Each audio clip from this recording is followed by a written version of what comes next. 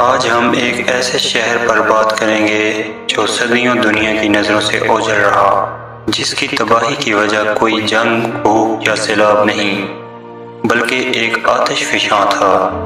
آج ہم بات کریں گے پومپئی کے بارے میں۔ پومپئی کے کھنڈرات موجود اٹلی کے جنوب میں واقع ہے اور اٹلی کے دارالحکومت روم سے 240 کلومیٹر کے فاصلے پر ہے۔ پومپئی کو لوگوں نے 8ویں صدی قبل مسیح میں بسایا، یعنی آج سے تقریباً 2700 سے 2800 سال قبل وقت گزر گیا، اور پومپئی پھلتا پھولتا رہا۔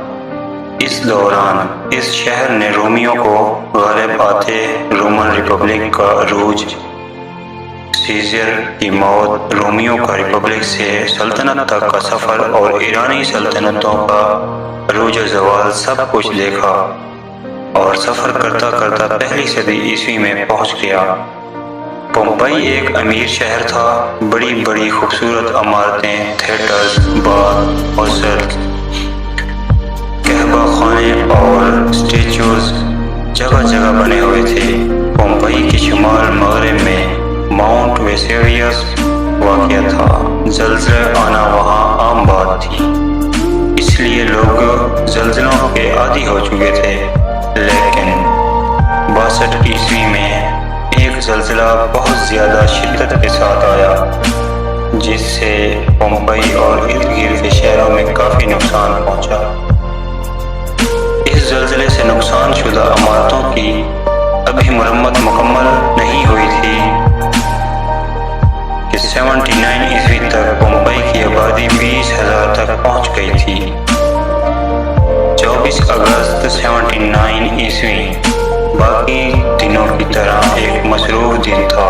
ہر طرف گہما گہمی تھی، بچے کھیل کود رہے تھے، لوگ گپ شپ کر رہے تھے، کچھ لوگ دکانوں پر کھڑے پسندیدہ چیزوں کی قیمتوں پر بحث کرنے میں مصروف تھے، غلام اپنے روزانہ کے کاموں میں مصروف تھے، اور اچانک ماؤنٹ ویسویوس پھٹ پڑا۔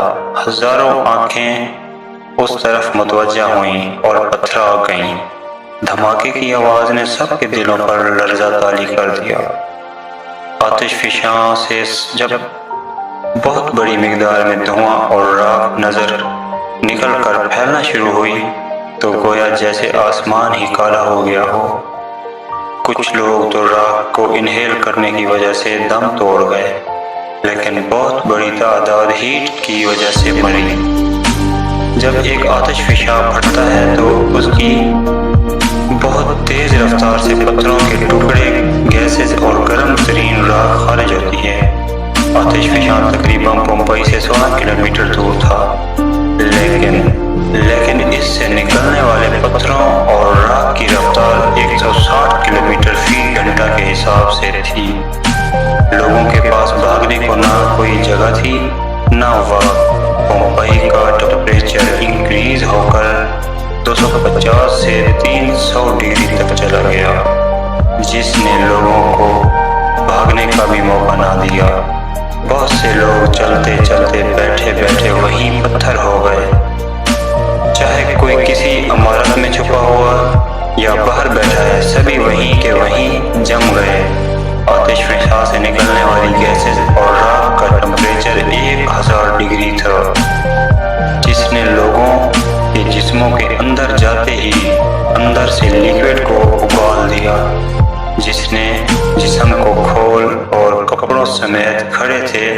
تقریباً 2 دنوں تک یہ سب کچھ ہوتا رہا اور پورا پومپئی 10 سے 15 فٹ تک راکھ میں دب گیا، جو وقت کے ساتھ سخت ہوتی گئی۔ راکھ جو کہ لوگوں کے جسموں سے چپک گئی تھی، اس نے انہیں پتھروں کی سی شکل دے دی، جبکہ اندر سے ان کی باڈیز گل سڑ گئیں اور پتھر نما اجسام ایک خول کی طرح رہ گئے۔ اتنی بڑی تباہی کے بعد وہ علاقہ ویران ہو گیا اور راکھ کے نیچے دبے آہستہ آہستہ لوگوں کی نظروں سے اوجھل ہو گیا۔ اتنا اوجھل کہ وقت کی رفتار کے ساتھ یہ بھی بھول گئے کہ کبھی یہاں ایک شہر بھی تھا۔ پومپئی کی مکمل دریافت 20ویں صدی عیسوی میں ہوئی۔ اس سے پہلے بھی 16ویں اور 18ویں صدی میں کچھ لوگوں کو اس کا پتہ چل چکا تھا، لیکن ایک تو اسے سیکرٹ رکھا گیا، دوسرا وہ دریافت صرف چند دیواروں اور عمارتوں تک ہی محدود تھی، جبکہ وہاں ایک پورا شہر بسا ہوا تھا۔ شہر کے دبنے سے یہ فائدہ ہوا کہ لوگوں کے ڈھانچے، ان کے استعمال شدہ اشیاء اور عمارتیں، جن میں کئی باتھز، تھیٹرز، سوئمنگ پولز، گھر اور کعبہ خانے سب مکمل طور پر تباہ ہونے سے بچ گئے، جبکہ ان لوگوں کی زندگی اور رہن سہن کو سمجھنے میں بہت مدد ملتی ہے، اور اب یہ شہر سیاحوں کی توجہ کا مرکز بن چکا ہے۔